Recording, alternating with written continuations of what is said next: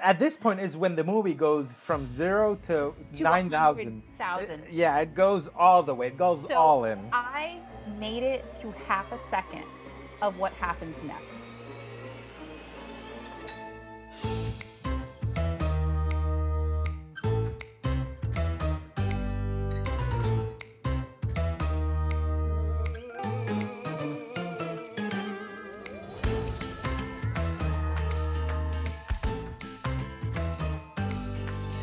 Hi, I'm Caitlin, And I'm Charlie. and welcome to Outsmarting the Shadows, evading the grasp of cinematic horror, where we help you survive horror movies. Yes, we do. So today we're discussing a movie that really has to do with I don't know if this is more of a modern concept, but horror movies that are more real. Like they have a realistic grounding effect. We watched a horror movie called Talk to Me, made in 2022, and it's from an Australian film. It is intense. Yeah, it is. I was saying, wow, I haven't seen a horror movie this good in a while. Yeah, I actually thought that this was one of the only horror movies that we've watched that you were scared. Well, I wasn't really scared. I mean, the last movie that I'd say that I was scared, but it's can go into a whole story of just the circumstances of it was Hereditary. But this movie it was creepy. It was a creepy one. Yeah, like this movie, you can handle gore a lot more than I can. Mm-hmm. This movie had a lot of gore in it. It was really Yes, for the squeamish. This is not the movie or just cover your eyes like someone over here does. Yeah, so when I get really scared of a horror movie, I don't want to stop watching the horror movie, but I do this so that I can kind of see and not see. And a trick, if you get really scared in a horror movie, look at the upper left-hand corner of the screen. There you can still see a flashing of color, but you don't see the main action. And what you can do is what I do is I open my eyes and I slowly inch that part of the screen. Oh, there's too much blood. Oh my God, too much blood. No, that's too much. And this one, so you kept screaming. Well, you weren't screaming, but you were like yelling and describing what was happening. Yeah, because at some point I thought, oh, I didn't. So going into this movie, I didn't know what it was. Yeah, it's I a just movie. picked it, and Yeah, you had she no just picked idea. it. I had no idea. I thought it was gonna be kind of like the Ryan Reynolds Amityville movie, or the one from A Color Out of Space, where Yeah. it's kind of like a little. It's a little bit comedy-ish, horror comedy-ish. Yeah. But no, this movie went all in. all in. All in. And once the gore and all that started to show, I was like, oh, they're gonna go that route. And one of the things that made this movie so terrifying is, I mean, I wouldn't say that it was a slow film because right off the bat it starts crazy, but the characterization of everybody in the film was so real. Like there's emotional situation and like they described so much. It was great. But I want to say, like, I love good storytelling in general. Mm-hmm. When we're in storytelling in terms of horror, I think that always enhances the horror element when you feel very attached to the characters because it's great storytelling. Yeah. Yeah. So we need to mention a couple of things from a survival perspective on this one. So something that I noted is almost all the characters, there's actually only 2 characters in the entire movie that are adults, and they're very rarely featured. They're minor characters. Yeah, they are. I would say 1. Well, remember the dad. Yeah, but the dad is in like 2 shots. Yeah, in the whole film. That's true. I think his lines in the film, the actor's lines, like 2 or 3 things. 2 or 3 lines at best. Yeah. I would say the only character is the mom character. Yeah, so almost all of the characters are between 17 and 18, and there's one 15-year-old, and they're just teenagers. They don't have any experience. Yeah. And I had a real debate when I was thinking about, like, what are we going to talk about and finding the subjects, and I was like, should we hold teenagers to the same standards we would in terms of survival? And ultimately I was like, yeah, they're going to die. Yeah, it's like, you have to survive. You have to survive. And I feel like in this movie, surviving is really simple. Extremely simple. But we will get into that. Get into it. Yes.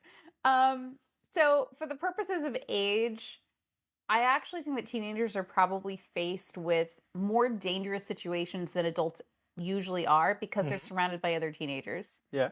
and they're stupid.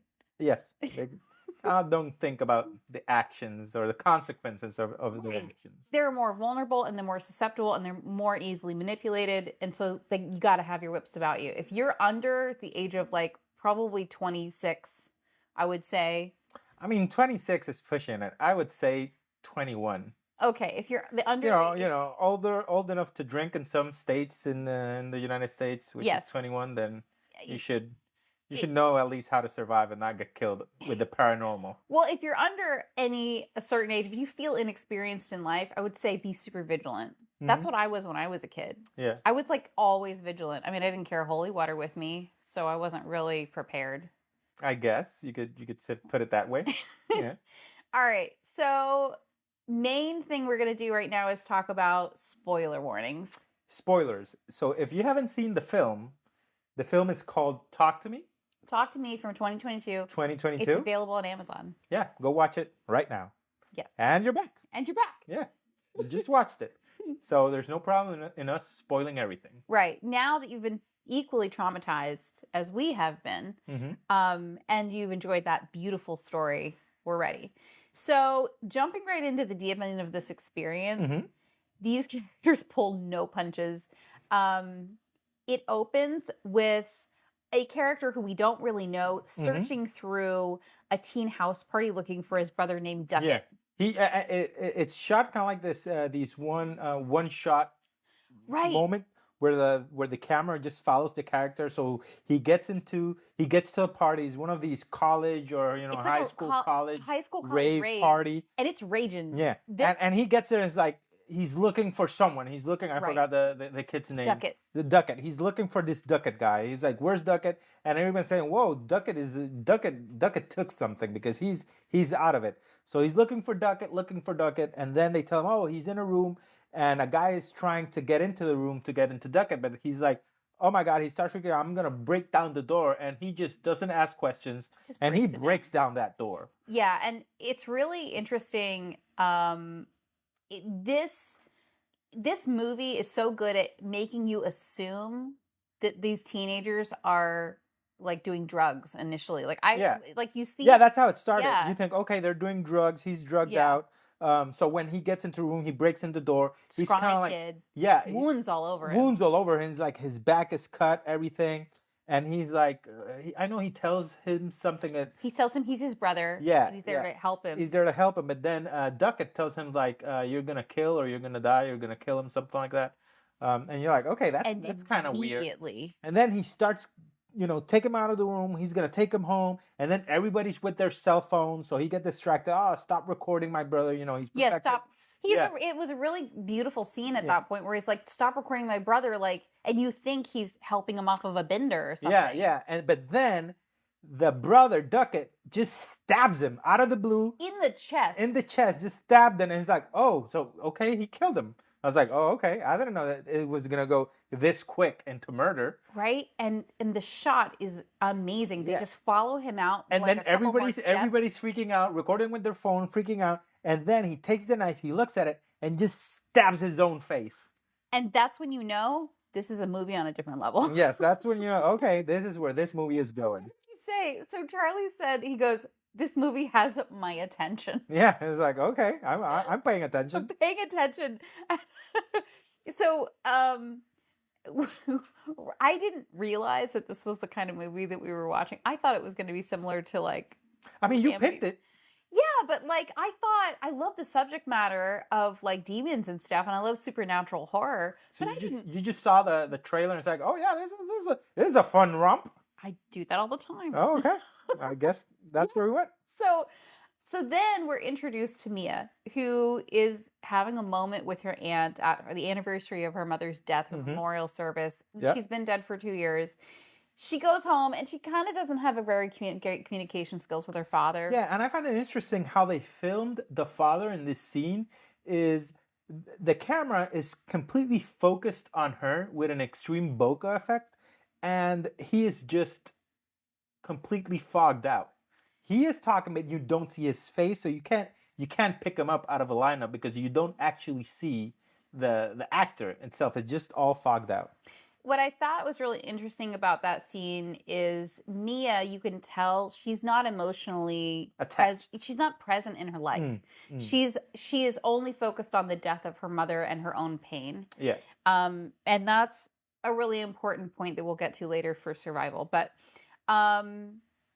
so Mia gets called by her friend Jade to go pick up Jade's brother. And we have the really cute scene of her brother Riley, who's 15, hanging out with his jerk friend. Yeah. On the stoop of a... Which this kid is doing everything right. Yes. So his jerk friend is like, oh, I want to smoke. You want to smoke? It's like, and he's telling his friend, quote unquote, like, don't smoke. That's disgusting. What are you doing? That's bad for you. And then he turns up, lights the cigarette and gives it to him. Tries to get Riley to smoke. And Riley being, making everything bad. Nah, I ain't gonna smoke, man.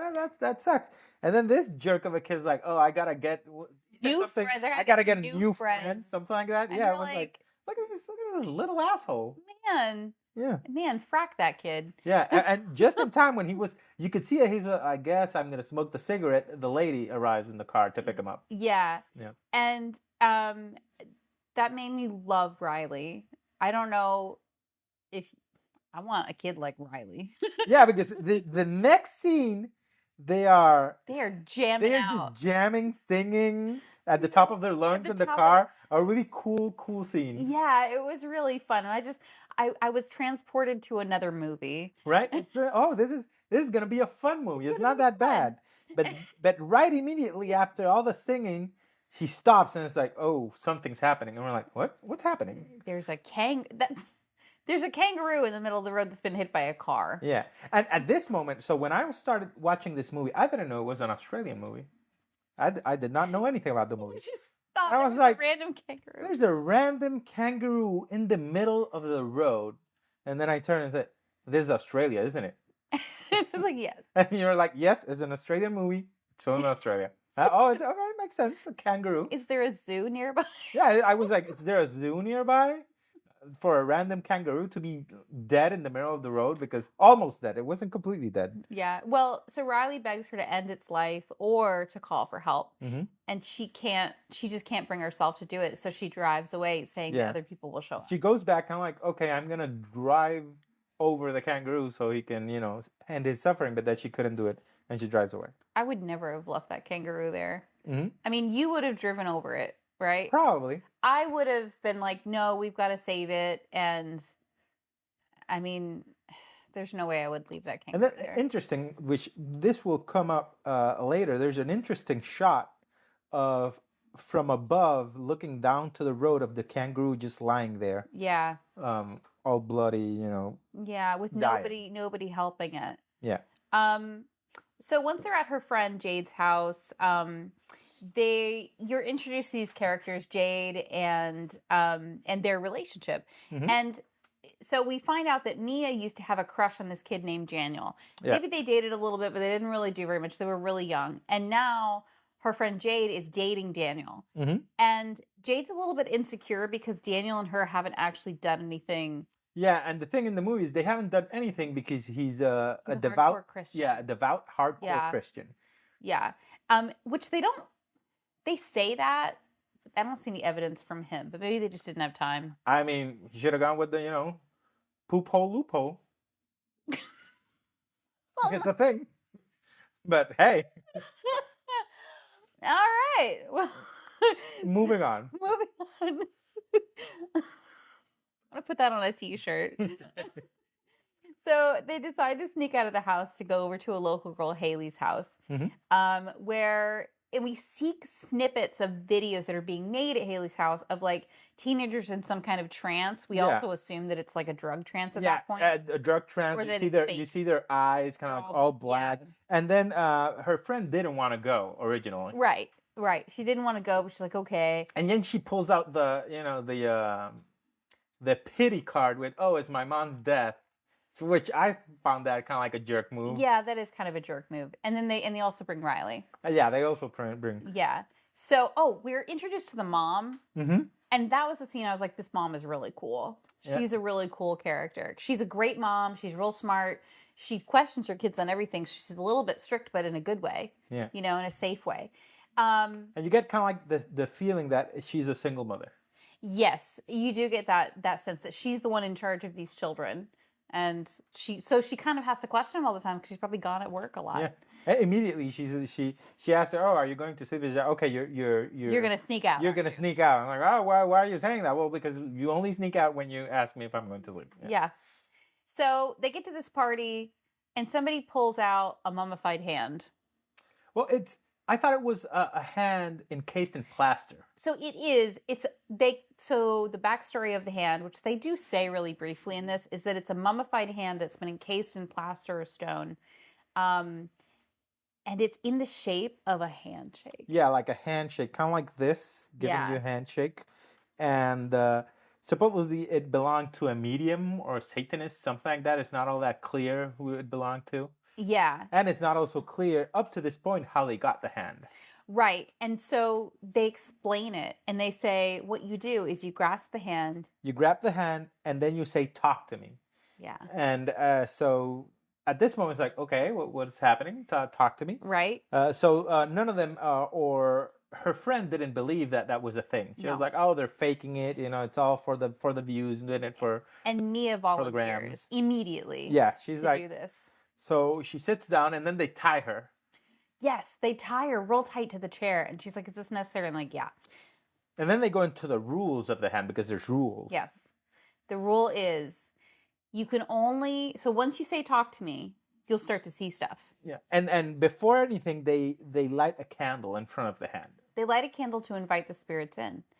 When the whole process is over, they're going to blow that candle out to send the spirits away. Yeah, they have to disengage the handshake and then blow out the candle. Right. And it can't be more than 90 seconds. Right. So what you do is you say, "Talk to me."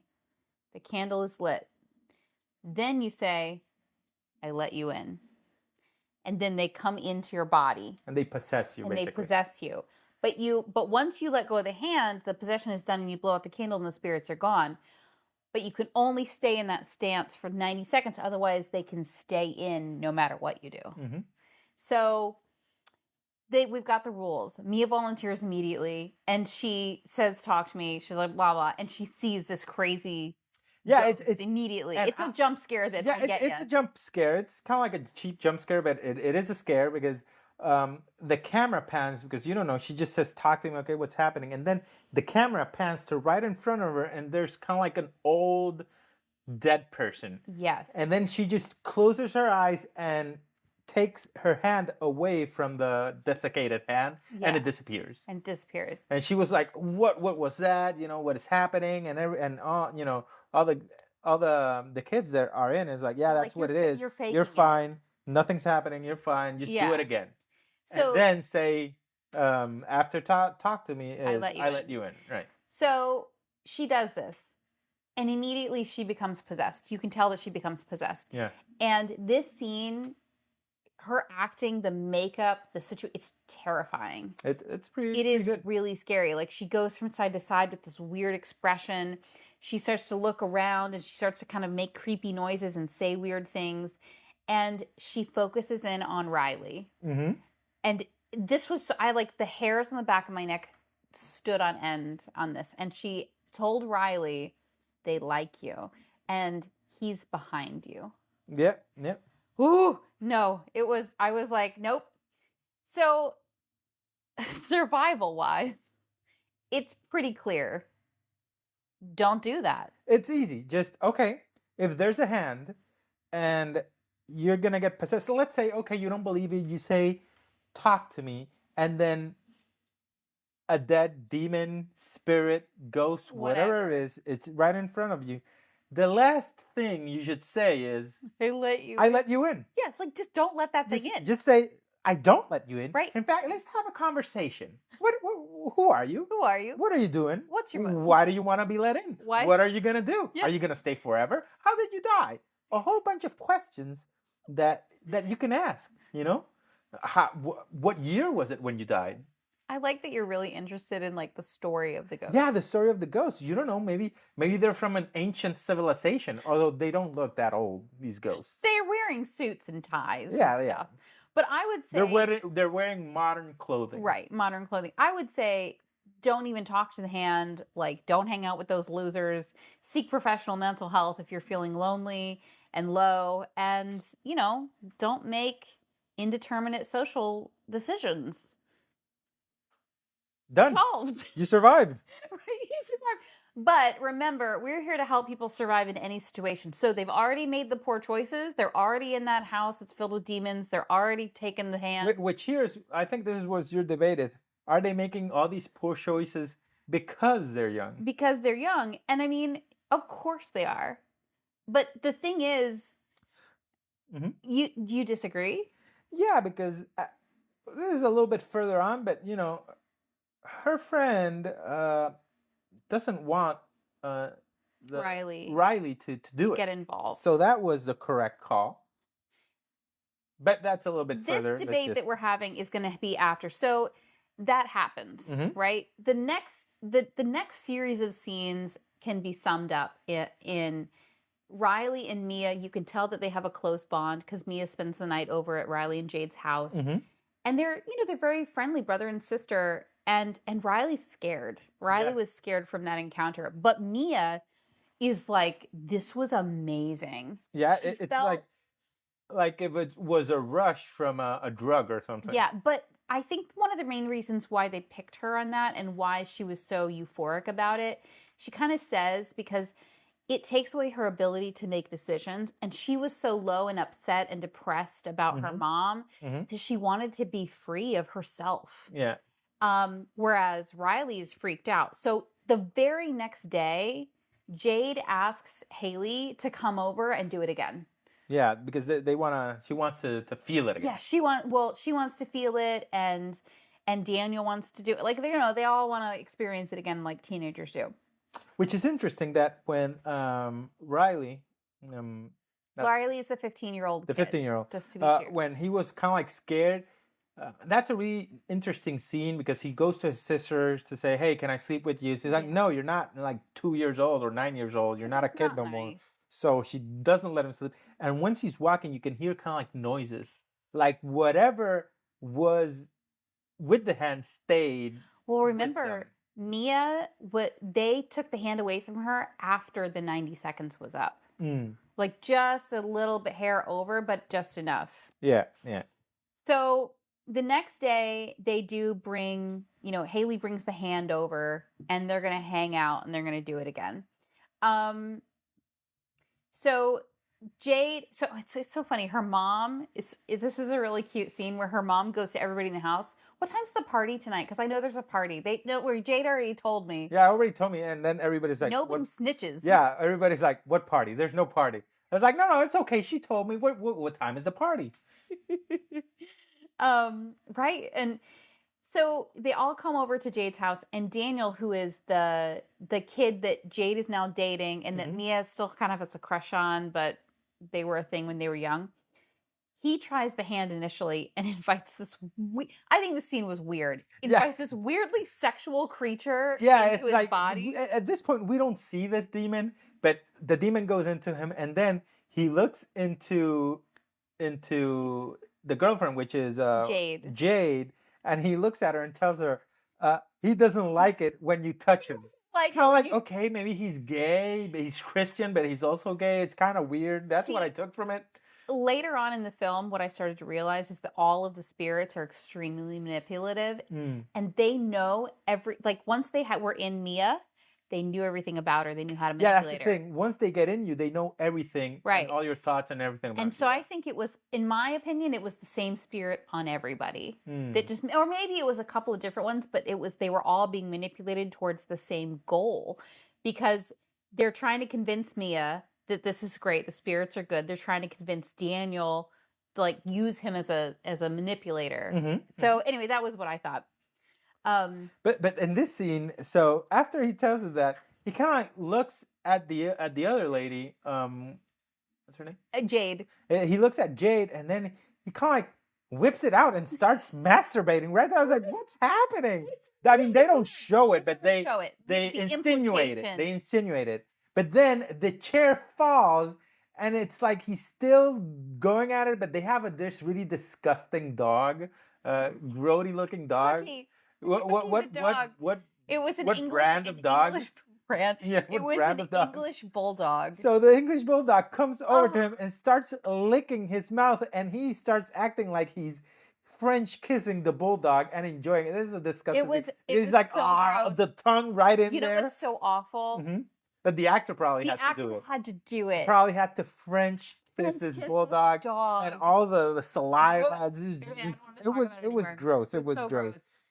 But that was nothing. Yeah, that was nuts because then they were like, okay, it's enough. They took it out, and the kid said, please delete it. He starts freaking out He because starts they deleting record. the They're recording. recording because they record everything. He's like, he doesn't want clearly video of him French kissing a bulldog while he's kind of like, masturbating to it. It's gross. It's a gross scene. It's really awful. But it demonstrates for the first time just how powerful these spirits are. Mm-hmm. And like after that, no one should want to take this hand at all. After that, I would be like, okay, let's say you up to this point you've done it. You've done the hand. It's been fun. You've had your laugh. This is another survival tip, which goes back To the we first saying. survival tip, which is survival tip number 2.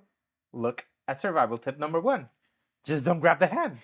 Okay, but let's say that you did grab the hand and this thing is after you. That's what we need to talk about afterwards. Okay. So at this point, Riley wants to look cool in front of his idiot friend. Well, not before this. They do a kind of like a montage.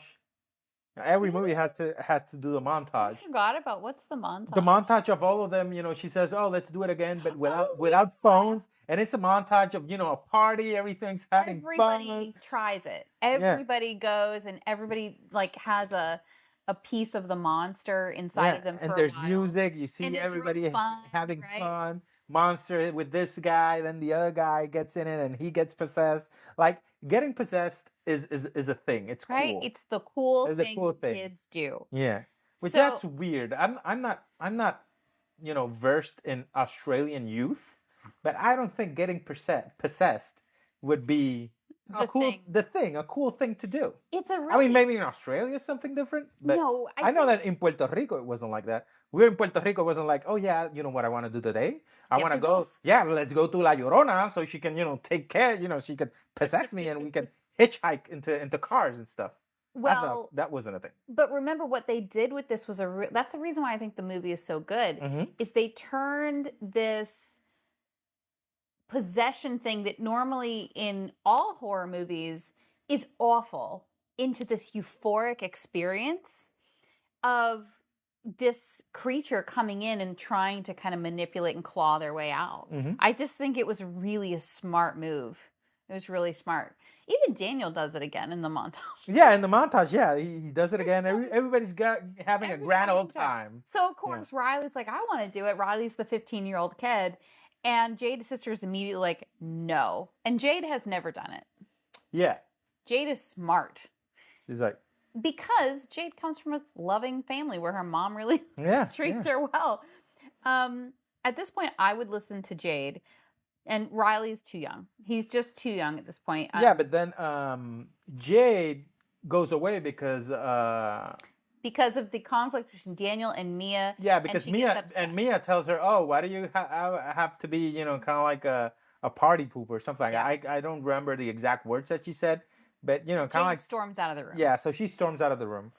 Riley wants to try it, so he convinces everybody and convinces Mia to say yes to him doing it for 30 seconds. Yeah, they decide on 30 seconds. First, like 50, then 40, and I think 30 seconds was what they landed on. Now, when he first takes the hand and he says, "Talk to me," you can tell. I could tell he saw Mia's mom. Yeah, because he looks in front, talk to me, and he goes like, "What the fuck?" and looks at Mia immediately. Yes. So they kind of like it was a really well shot scene where immediately that's her mom. But this is different.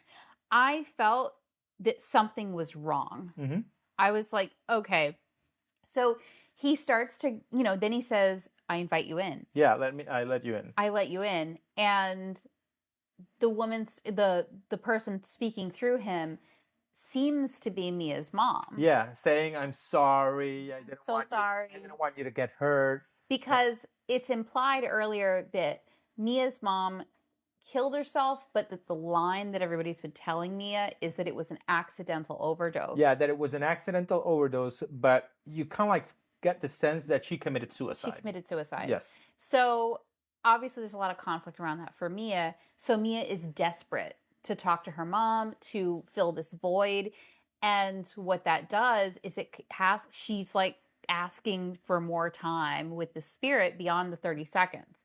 And as soon as the 30-second mark comes up, which I think the timing is a lot more important in retrospect than I really realized. But after the 30 seconds, the spirit, like, it's almost like the spirit leaves and a new spirit comes in.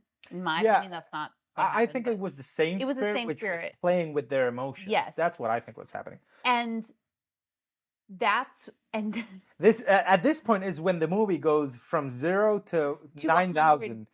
Yeah, it goes all the way. It goes all in. I made it through half a second of what happens next. So he's like, got, looking to the sky because he was saying something, and then he kind of like got stuck on that word. But then he looks and he bashes his head against the table. His own head against the table. Hard. And it looks really, really gruesome and and gritty. I went like this. And then, because when he comes up, the blood started gushing, and then he keeps hitting his head on the table, kind of like bashing the kid's head in. And then at one point, which this is where you weren't watching because you were like, but he was describing and I was describing, this is what happened. You need to watch this. So at one point, I don't, by the way. He's all bloody of bashing his head against the table, and he gets his 2 fingers, he reaches into his eye socket and tries to pop his own eye out. And that scene, it was like, oh, this is gore, and a really nice, well done gore.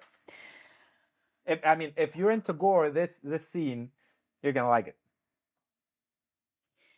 So, survival-wise, it's hard to not lean into, and I wrote this down specifically because I thought about this over and over and over. So I'm going to read what I wrote to you. Having not watched the whole scene. I don't think I needed to. Okay. Because I knew. Now, like this, I saw his hand on his eye. Yeah. And then I saw his sister come because lurching in. And all this time he's just bashing his head, and the demon lets you know, which I'm calling a demon, not a spirit, lets you know that what he wants to do is kill the kid. Just kill him. Kill him because technically what they say beforehand is if you die while they're in you, they keep you.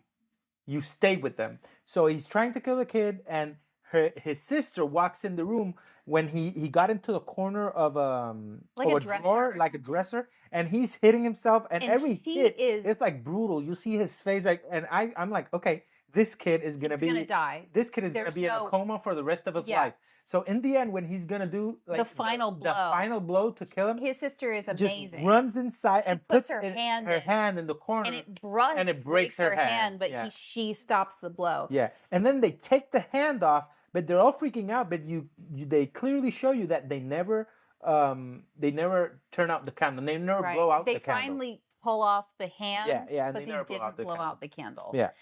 So from a survival perspective, I'm going to just read this because it's a really important message. It's hard to not lean into the practical advice of just don't do it. Like, it's really hard. So don't let the unknown entities into your body. It's just not safe. But that's not what we do. Our idea is we've already said you're in there, right? It's happening. You're in the situation. You're here, and so are they. So the idea then is if you're being possessed, trust nothing. If you're being possessed or you're watching someone be possessed, just know that you have no knowledge about anything beyond the veil. Ultimately, I don't care who you talk to, nobody knows what happens after you die. So if you're encountering ghosts, spirits, cat gods with like fishy chew toys, whatever demons or something that are beyond, you simply don't know. We don't have any hard facts or evidence, so be on high alert. Realistically, if somebody is acting possessed around you or you feel like you're possessed, you probably have schizophrenia or they have schizophrenia and they could stab you in the chest. So don't assume that they're possessed. But let's say from a supernatural perspective that they're possessed or you are. Simply don't trust any demons that you see. Yeah, I My mean, perspective. I think this is so whatever got into them, it was a demon and it was feeding off of her sadness Yeah. for the loss of her mom, and it used that to kind of like leech onto her. Well, it used that to not just leech onto her, but to convince her and her entire circle of friends to do what they wanted. Yeah. You know? I mean, clearly, if we're assuming that they're all manipulative creatures, that means that when they were doing that montage sequence, they were doing it intentionally. Like, that was the fun. Oh, see how fun it is. Riley's going to want to do it now. You know? Yeah. They were doing that too. So the ghost starts to talk to Mia, through her mom at this point when she gets home. Like it's like her mom starts to appear. Yeah, without Without the hand. Without the hand, she starts seeing the ghost of her mom. Yeah. Which looks like, like she was, they let kind of like when she was found with her face all kind of like bloated from being dead for a while. It was pretty it's good terrible. makeup. Yeah. So Charlie watched everything and I did not. But what we see is after that they all go to the hospital and it's a pretty intense scene where her mom is really upset with Mia. Yeah, her mom is like, Mia, oh, this is your fault. Because from the mom's perspective, everything's fine. She left for work, and then she gets a frantic call from her daughter that her son is dead. It's in the hospital, yeah, close to death because he bashed himself. He's bashed his own head into a wall. And so the assumption is, well, somebody gave him drugs. Yeah, gave my they're doing child drugs. Yeah. Yes, and she assumed it was Mia. So because it they show you kind of like in the beginning that she knows that Mia kind of like smokes pot, does a little bit of the devil's lettuce. Which yeah, I mean, if you do the devil's lettuce, I mean, I would say maybe the devil's dandruff, but not the devil's lettuce. I don't think that would put you in a place to bash your head against a wall. Right. So at some point, Mia goes back to her house, and her dad gives her mom's suicide note.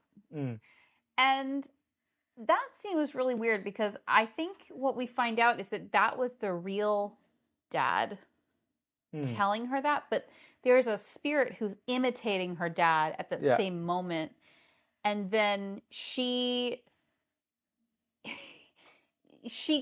doesn't believe that her mother would kill herself, even by looking at the note. But before this, so when her mom appears to her. No, not Mia's mom. Jade's mom. When Jade's mom tells her, "Oh, you need to get out of here," so she doesn't want to go back home. So weirdly, she goes to the. Oh, she goes to Daniel. No, they go to their house, but she doesn't want to be alone. So Daniel drives her and stays with her in her house. And this is another creepy scene in this movie where she wakes up, right? She wakes up and she kind of like she's hearing stuff, and then we see this old lady, and she's kind of like she was drowned. A dead old lady. A dead old lady kind of like creep up next to him because since she was sleeping next to Mia. No. Daniel. To Daniel. Since she was sleeping next to Daniel, and Daniel's sleeping, so this old lady creeps up and starts sucking on his toes. It's like, what?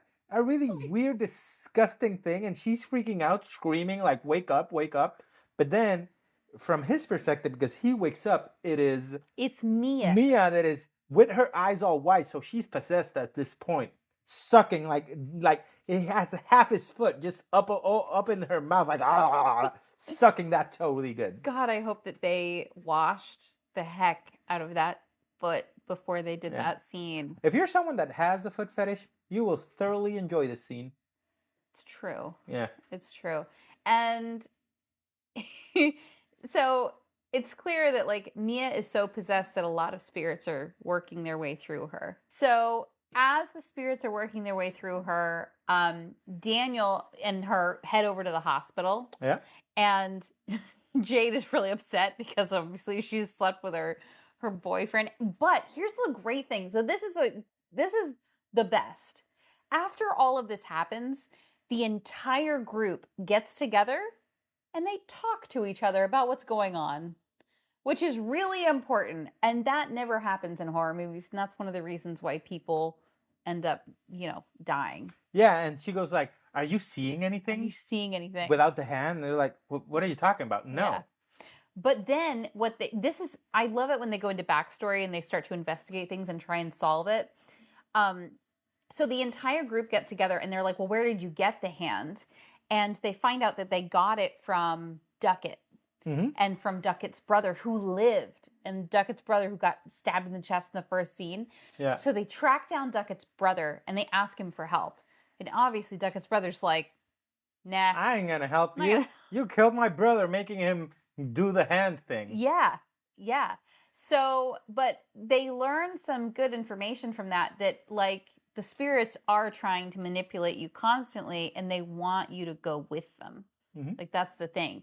But we also learn the spirits become less powerful the longer that they're in you. Yeah. So, supposedly Riley will get better.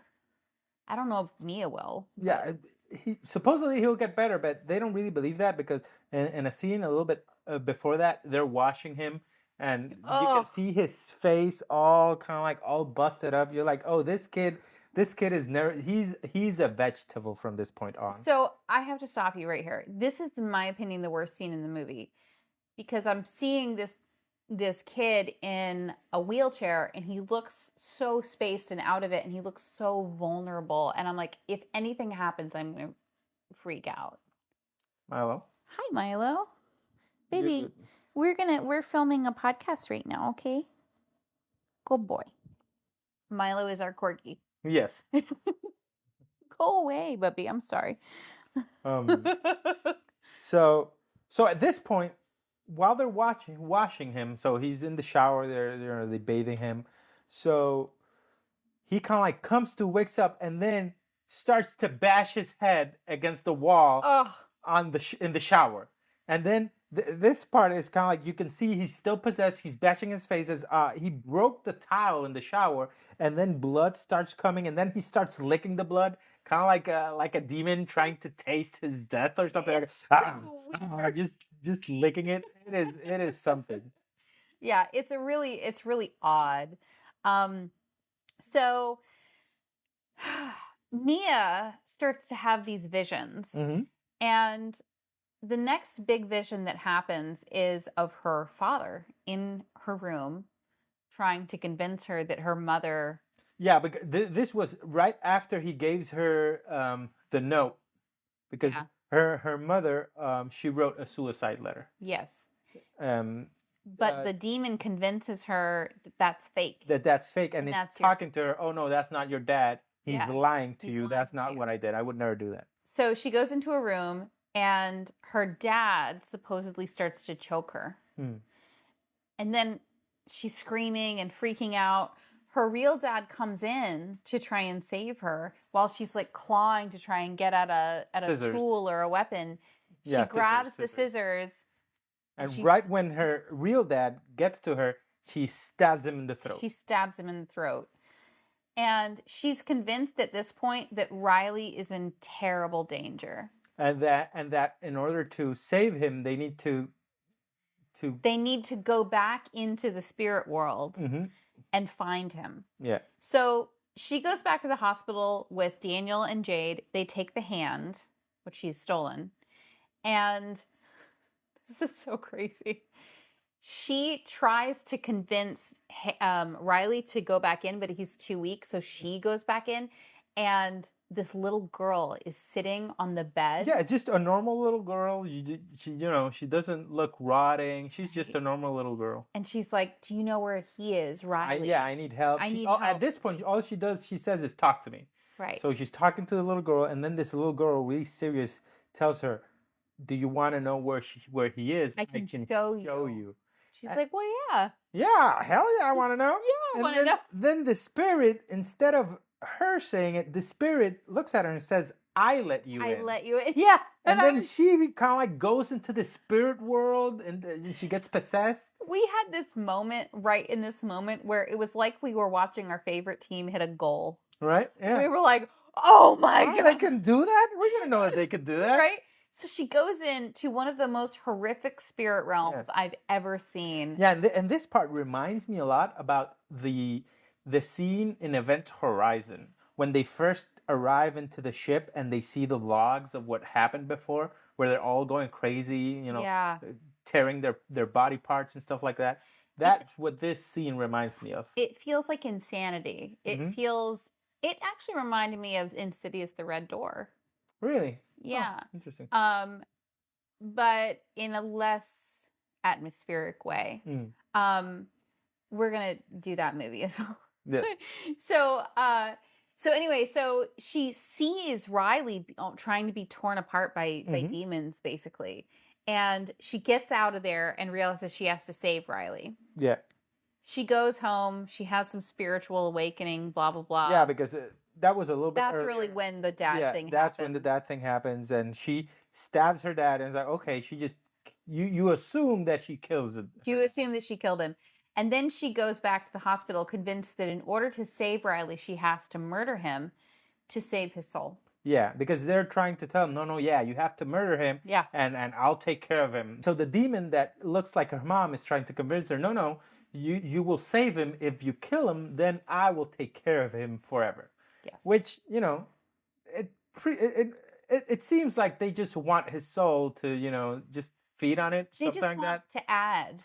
They see, the other guy had a little brother that they wanted, and he looked like a scrawnier kid. Now they want Riley. I'm starting to think that they want young people. They are vulnerable. They want young, because like 17, 18, but they really want the 15-year-old. They want young souls that are innocent, I think. Yeah, because they let you know kind of like that he's really innocent and he's not into smoking. He's not. Yeah, exactly. So when she gets to the hospital, she has. Well, she calls the friend to come pick me up at the house. Yes, she convinces Jade to go pick her up so that Jade's out of the room. She encounters Jade's mom once she's in the hospital in this heartbreaking scene where Jade's mom apologizes and said, you're one of the family, and all of this stuff, and. And Mia says, well, can I have a moment alone with Riley? And I am freaking out at this point. Yeah, because you see that she has the scissors that she used to stab her dad. Her dad, she has them in her back pocket. Yeah. I am freaking out at this point. Jade, thankfully, calls her mom and tells her that Mia is dangerous because Jade finds her dad. Which he's not dead. He's not dead. He's alive. He's just blood everywhere, but he's, holding on to the wound and he hasn't died. Right. When Jade tries to go and save Riley and the mom shows up in the room, Riley is gone. Mia has bundled him into a wheelchair and decides she's going to push him into a busy highway. Yeah, which at this point, you see that the mom does everything right. Because you go like, if somebody stole my kid, what would you do? Everything that she did. You would freak out. I would freak out. Yeah, and she's like, okay, she's not freaking out. But then this nurse that was walking by, she's like, listen, where's the kid that was here? I don't know, he should be here. And she starts screaming like, well, where's my child? Right. That's the only thing you can do. Yeah. That is the only thing. So Jade starts running after them when she gets to the parking lot and sees that Mia is pushing Riley towards a busy highway. She's got a good head start on him. She starts to run and she gets there. She gets there, and this part is really creepy. Oh my God, it's so creepy. Because when it's right at the edge. Yeah, and when she's pushing the cart, in the cart is an old raggedy man. Yeah, it's not Riley. It's not Riley. It's an old man that has no denture and it's all like disgusting and it's all like. In this movie, like a pervert. Looks like a pervert. Not what? Yeah, the old guy in the wheelchair. I don't know. It looked like pervy. It looks nasty. I just think he looked like an old man. He didn't really creep me out as much, but the makeup was phenomenal. Nah, I looked pervy. Okay, so she's about to push him in, and it's like she has this existential while realization. The pervy old geezer is in the wheelchair, the one that's her mom is holding it's holding her up from the her. back, kind of like Yeah. telling her, no, you got to push him, do it, push him. And there's the tension because his sister's running to help her. The demon is kind of like, you got to push him. The old raggedy man, the pervy man is like, like enjoying every second of it. It's just disgusting. I didn't get any of that. Well, you probably closed your eyes. You probably didn't look. Maybe. So she has this moment and she kind of decides that Riley doesn't need to die. Yeah. So the camera pans out and you see the perspective from a car that the car, something falls onto the car. So the car runs over something. Yeah. And you're like, okay, she killed the kid. She killed him. She killed him. It's done.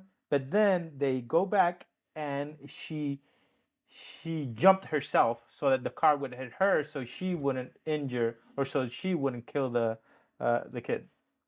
Yeah, and it's a really great scene where they have the camera from up above. And it looks like the kangaroo shot. The kangaroo that was sitting on the highway. And then it does the coolest thing in the whole film where it does this interesting scene shot where suddenly she's in the hospital. Yeah, well, this part, so you see that scene letting you know, okay, she jumped herself, but then she stands up, right? And you're like, okay, maybe she didn't die, but everybody around him is kind of like looking at the floor, but the camera doesn't pan, so you don't really see her on the floor after she stands up. But then they start playing kind of like with time. So suddenly she's like, what happened? But then she turns around and she's in the hospital. So she's walking in the hospital, but now he's all good. Like now she sees Riley recovering, talking with his family. Yeah. So this lets you know that a lot of time has passed. And then she turns a little bit and she sees her father walking out of the hospital. And so she starts to follow him. And then she sees to her right Riley and Jade and her mother walking out of the hospital all together. Kind of like she's jumping through time, but she doesn't realize it because, at this point you're like, okay, she's dead. Yeah. And she's a spirit. But then all of a sudden... she chases her father. This is oh my God, it's so sad. This poor man whose wife killed herself, she's running towards the elevator and the elevator doors are closing where you can just see this sad man all by himself just closing the doors, going back to his life now that his daughter is dead. And she's like, oh, what's happening? And then she looks in the mirror and there's no reflection. Because at one point in the movie, we didn't mention it, but she's like, oh, I always have this recurring nightmare where I look myself in the mirror and I have no reflection. I totally forgot about that. Yeah. And then kind of like her nightmare happened in real life. Yeah. Or afterlife. It's like it was fate.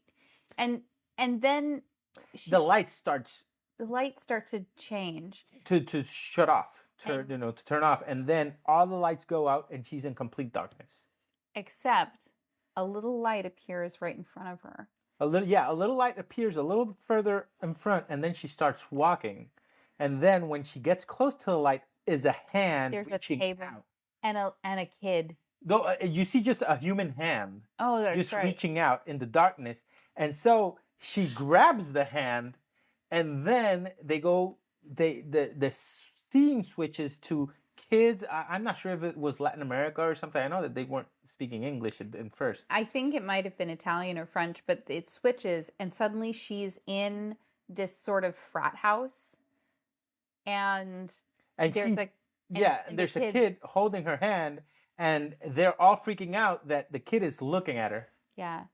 So it lets you know that they are kind of like spirits, but it might be also demons. And then he said, I let you in. Yeah. And then somebody tells him, say it, I let you in. And then she pushes in and then, fade to black, end of movie. Yeah. And it's interesting. I felt like if that was the depiction of the afterlife where you've suddenly died, then you're dead, time has moved on, and now you have the chance to possess a body, why wouldn't you constantly and with everything you have try to possess people? I guess. Yeah. You know, I mean, And over time, you just turn malevolent. right. Maybe you get, I mean, can you imagine how angering it would be if this is the only connection you have to any sort of experience anymore? Yeah, because it looks like they're in purgatory. Yeah, there's just They don't nothing. pass on. They're just in total darkness for eternity, with just a glimpse of a. They're in total darkness for eternity, with just a glimpse of light every once in a while, with a hand reaching out. Yes. And I mean, we think of demons as these horrible entities that sort of live in hell. Mm-hmm. But what if it's just the human mind atrophying after death? I mean, wouldn't anybody turn to some sort of weird homicidal poltergeist at the end of that? I mean, who wants to sit in a room for the rest of your life doing nothing except for the ability to potentially get back through another human soul? You know, I think that's really interesting to try and explore. Yeah. Yeah. The difference between a demon and a ghost may just be perspective. So, So it's a really interesting movie. I really enjoyed it. I didn't. I really didn't think that was what we were going into. Having known nothing about the film, is a really good film. yeah. It does have its creepy moments. I think it could be considered a budget movie, although it's not super budget. I think the budget was $4.5 million that it cost to make this film. That is super budget. Yeah, but $4.5 million is not no It's not money. nothing. It's not no money. And I think at the box office it made close to 70 million, stuff like that. So I'm pretty sure there might be sequels to this movie. When they list it in IMDb, Mm-hmm. they do say one. So I think that means that they're going to have a series. I hope. Okay. That would be so great. So how would you have survived this? I know how I would have survived. Don't grab the hand. Don't let them in. Just talk to them. Right. Just do the first part. Yeah. I'm going to assume that we've already made the bad choices. Okay. Right? So the demons are already there. Maybe we've even surpassed the 90 seconds. Though once you've said, talk to me, you need to have at least 2 or 3 people where you're like, I'm not doing 90 seconds. I'm only doing 60 every single time. 60. I would go to 15. Okay. 15 seconds. 15. It's done. After 15 seconds, you try to pry that hand off. And if you have to cut my hand, I would be with a machete. With a machete or a chainsaw. You build a machine? Yeah, a machine. That will cut your hand like off. that goes like, yip. Kind of like the saw, jigsaw and saw. And like machine that goes, yip, your hand is off. Blow out the candle, you're safe. You don't need a hand. I think that's really smart. That's not what I would do, but Okay. that is really smart for if you got caught in that situation, that would be perfect. Yeah, I would be completely fine not having a hand if it's... But having your soul. Yeah, even get possessed. I would come to, I'd not have a hand, and then somebody would say, listen, I needed to cut it. I'll be, okay, you needed to cut the hand. Fine, fair. I'm alive. Fair. Yeah. Well, so I was very disturbed that these spirits could actively, once they're in your mind, they could physically try and kill you. Mm-hmm. Like, that makes it a lot harder. So you've made these poor choices. The spirits are now haunting you, even outside of you holding the hand. So you can't trust anything they say, but ultimately, like that fake father did choke her. So, but if you fight against it, you could potentially murder someone you love, destroying your life anyway and theirs. Yeah.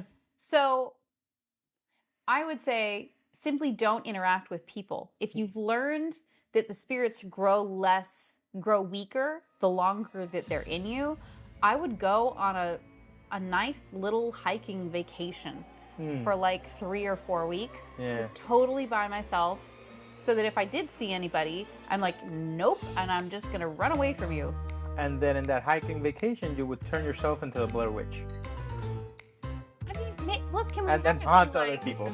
Can we have it be like a cozy Blair Witch? With like cute herbs. I mean, I always say that moon water. hiking is a white lady sport. And that's not perfect. I know. Hiking and camping is not your thing. Nope. But if you are trying to get away from people and let a demon slowly sort of leak out of you, I think that this is a good option. Yeah. So that's how I would survive. So did you survive with us? Yeah, Send us a message about your tips and tricks for surviving horror movies. You can find our contact information in the description below. Also, tell us what horror movies we should cover next. Yeah, and remember to subscribe if you're listening on your favorite podcast app. And we also have YouTube, so if you want to see a video of this podcast, you can go over to our YouTube channel. And if you're already watching on YouTube, remember to like, subscribe, and share. If not, then the link will be in the description. Yes. Thank you so much. So thank you so much for joining us. Please be vigilant, be brave, and be the last one standing. Yeah.